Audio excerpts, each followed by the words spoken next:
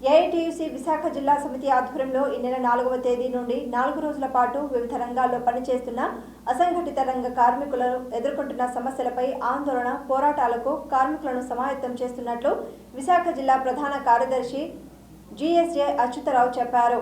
అల్లీపురంలో జరిగిన మీడియా సమావేశంలో ఆయన మాట్లాడారు. జీవీఎంసీ గాంధీ విగ్రహం వద్ద ఉదయం 11 గంటల నుంచి మధ్యాహ్నం 12 గంటల వరకు ధర్నా చేయాలని నిర్ణయించినట్లు చెప్పారు.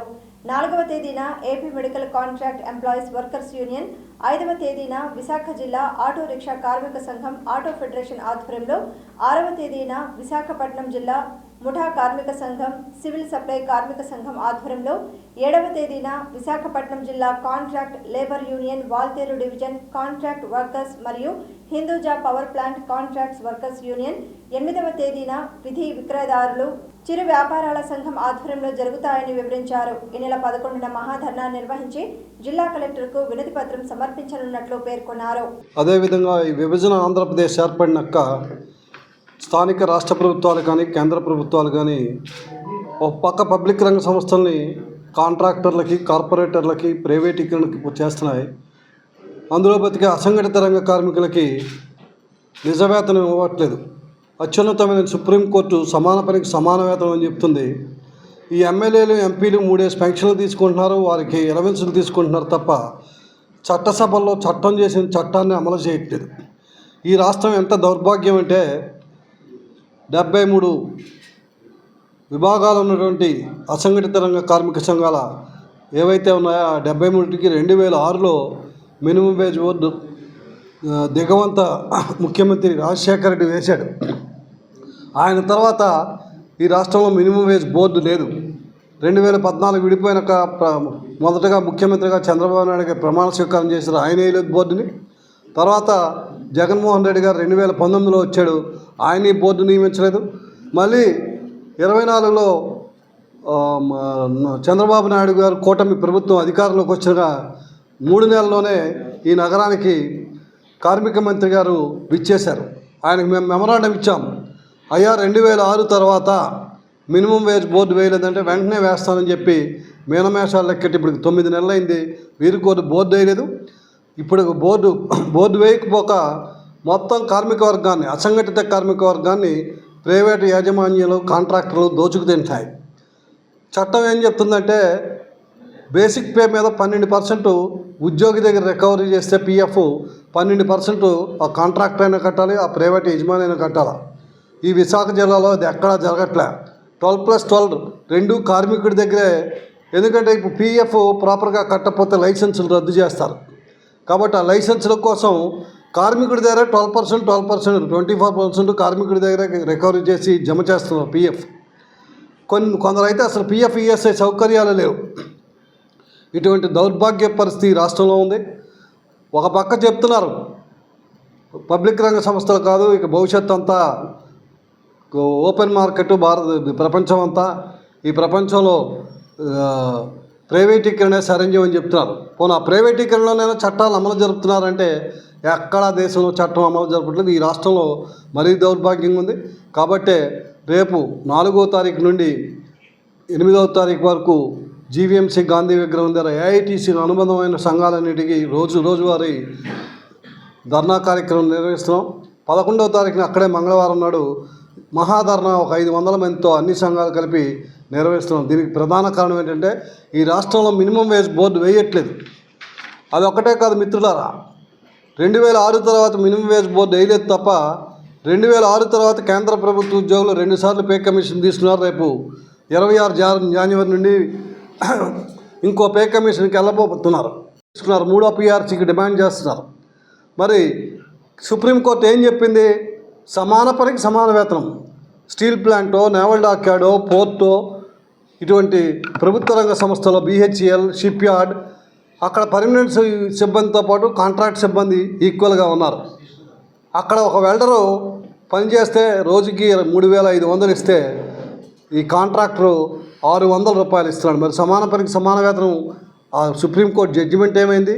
రాజ్యాంగం ఇచ్చుకున్న చట్టాలు ఏం చేస్తున్నాయి? కాబట్టి ఇటువంటి పరిస్థితుల్లో, గత్యంతరం లేని పరిస్థితుల్లో అసంఘటిత రంగ కార్మికులను రక్షించడం కోసం ఏఐటీసీ రేపు 3వ తారీఖు నుండి 11వ తారీఖు వరకు వారం రోజుల పాటు జీవీఎంసీ గాంధీ విగ్రహం దగ్గర ధర్నా కార్యక్రమాలు నిర్వహించి, దౌర్భాగ్యం ఏంటంటే అటు కేంద్ర ప్రభుత్వం చెప్పిన బడ్జెట్లో కానీ నిన్న రాష్ట్ర ప్రభుత్వం చెప్పిన బడ్జెట్లో కానీ అసంఘటిత కార్మికుల గురించి ఎక్కడ ఏం మాట్లాడలేదు. కేంద్ర ప్రభుత్వం ఏదో గిగ్ వర్కర్స్ అంటారు, వాళ్ళేమి యునైటెడ్గా లేరు. గిగ్ వర్కర్స్ పిఎఫ్ ఇస్తామని చెప్తున్నారు, వారికి యజమాని ఎవడో తెలీదు. గిగ్ వర్కర్స్ అంటే మీ అందరికీ తెలుసు, మనం ఆర్డర్ ఇస్తే హోటల్ నుండి లేకపోతే షాపుల నుండి తెస్తారు, వారికి యజమాని ఎవడో, వాడికి జీపీఎఫ్ ఇస్తానంటున్నాడు. ఇవన్నీ కల్లబొల్లి మాటలు. అసంఘటిత రంగంలో అనేక మంది ఉన్నారు. భవన నిర్మాణ కార్మికుల బోర్డు ఉంది, ఆ బోర్డుని జగన్మోహన్ రెడ్డి గారు అందులో డబ్బులని కోట్లాది రూపాయలు తినేశాడు. ఇవాళకి చంద్రబాబు నాయుడు గారు వచ్చి అది రివ్యూ చేయట్లేదు. ఉన్న అసంఘటిత రంగ సంస్థలకు ఆటో రంగం కానీ, బిల్డింగ్ వర్కర్స్ కానీ, లేదా స్ట్రీట్ వెండర్స్ కానీ, వీళ్ళందరికీ సంక్షేమ బోర్డును ఏర్పాటు చేయమని 2 దశాబ్దాలుగా పోరాటం చేస్తున్నారు దేశవ్యాప్తంగా. దాని మీద ఏమీ స్పందన లేదు. కానీ గిగ్ వర్కర్స్ వారు ఎక్కడ యజమాని లేని వర్కర్స్కి పిఎఫ్ ఇస్తాను, పెన్షన్ ఇస్తానని చెప్పి కల్లబొల్లి మాటలు చెప్తున్నారు. అటు కేంద్ర బడ్జెట్ కానీ, ఇటు రాష్ట్ర బడ్జెట్ కానీ కార్మిక వ్యతిరేక బడ్జెట్ కానీ ఉందని మేమైతే ఖండిస్తున్నాం ఆ బడ్జెట్ని. అసంఘటిత రంగంలో పనిచేస్తున్నటువంటి 2 కోట్ల మంది శ్రామికులు ఎవరైతే ఉన్నారో వారికి కనీస వేతనం 35,000గా నిర్ణయించి కనీస వేతన జీవో విడుదల చేయాలని చెప్పి ఏఐటీసీ తరఫున డిమాండ్ చేస్తూ ఉన్నాం. రెండవది, సంవత్సరానికి అనేక సార్లు ఫార్మా కంపెనీల్లో ప్రాణాంతకమైనటువంటి ప్రమాదాలు జరిగి ప్రాణాలు కోల్పోతున్న పరిస్థితుల్లో అక్కడ భద్రతా చర్యలని మెరుగుపరచడంలో లేదా భద్రతా ప్రమాణాలు ఉల్లంఘించినటువంటి యాజమాన్యాల మీద చర్య తీసుకోవటంలో ప్రభుత్వాలు విఫలమవుతూ ఉన్నాయి.